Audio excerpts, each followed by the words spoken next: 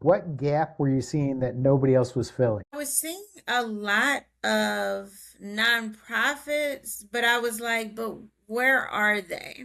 And I started asking people, name three nonprofits off the top of your head. And the only thing I would get would be St. Jude. That's about it. And nobody could come up with more. And I'm like, okay, there's a lot of them, but what are they? What are they doing? Which brings me to a step up challenge that I'm doing as well. But the gap that I saw was there was no connection between all of these different nonprofits and the resources that are needed. They're scattered, and then there's some grassroots ones that are working really, really hard, but they'll never get the coverage. So I was like, you know what? Yeah, you too can be this big connector to connect all of these, and we can have kind of this big resource Bible in a way, to whatever people need, it can be there. So, are you actually taking other nonprofit organizations or assisting kind of organizations, and then just you're not building them, you're acting as a connector. Is that right? Yes, connecting them and showcasing them. Yes, correct.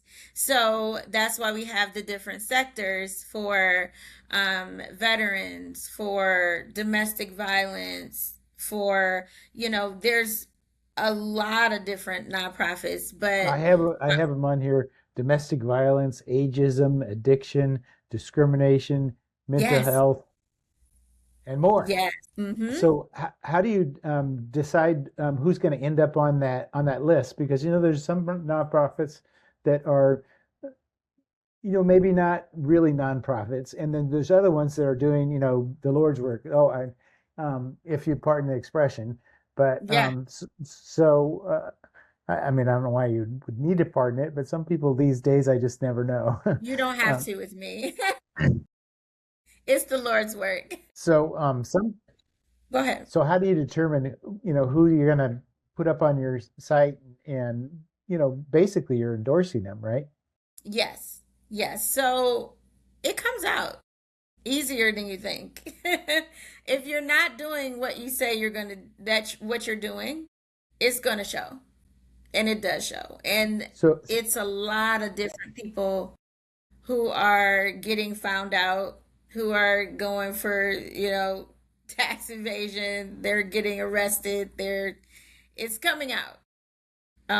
But what I usually do is when I have conversations with these owners and with these founders and see the work, that's usually a big indicator of that conversation and what their mission and their vision is, and does it match what they're doing. and then how do you, so you've got, you say your founder's letter that you created this so people can fight back, fight back against what specifically? So, when you said pardon, when about the Lord's work, I believe there's spiritual warfare. I believe in spiritual warfare, and I went through a lot of lived experience myself with trauma and depression, anxiety, things of that nature. And so, actually going through these things, that's where I came up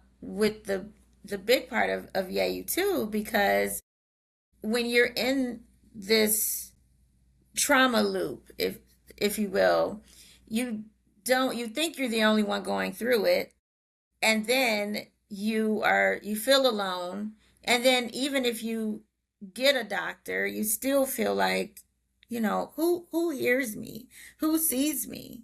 And I wanted that for people out there to be able to be seen, and in that founder's letter, to fight back against what's holding you back.